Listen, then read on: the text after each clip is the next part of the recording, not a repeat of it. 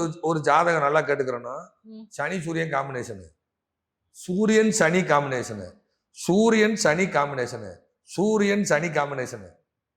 சூரியன் போய் சனியை தொடுது, சனி போய் சூரியனை தொட்டா பலன் வேற. சூரியன் போய் சனியை தொடுது, சூரியன் முதலீடு, சூரியன் முதலீடு, சூரியன் நிர்வாகம், சனி கொலப்படி, சனி தொழில். இவர் போட்ட தொழில் கூட நஷ்டம். எதை தொட்டாலும் நஷ்டம், எதை தொட்டாலும் நஷ்டம். இது வரைக்கும் நான் மீடியாவில் சொல்லாத பரிகாரம் இது வரைக்கும் நான் சொன்னதே கிடையாது. இது வரைக்கும் எந்த யூடியூப் சேனல் எடுத்து பாருங்க, நான் பேசல இந்த வீடியோ இந்த பாயிண்டே இருக்காது. சரி, அதை எப்படி சரி இப்ப இவருக்கு என்ன பரிகாரம்?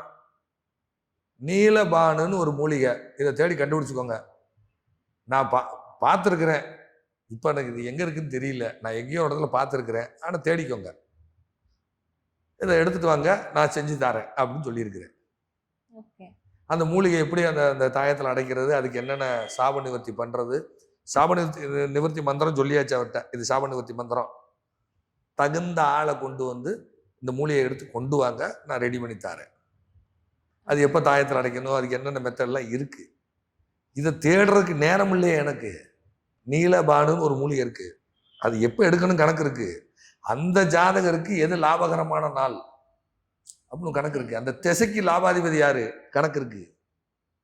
ஏமா ஒரு ரவுடியை ரெடி அடிக்கிறதுக்கு அதை விட பெரிய ரவுடியை கூட்டு போகணுமா? புரியுதா இல்லையா? சின்ன பையனை கூட்டு போக முடியுமா? முடியாது.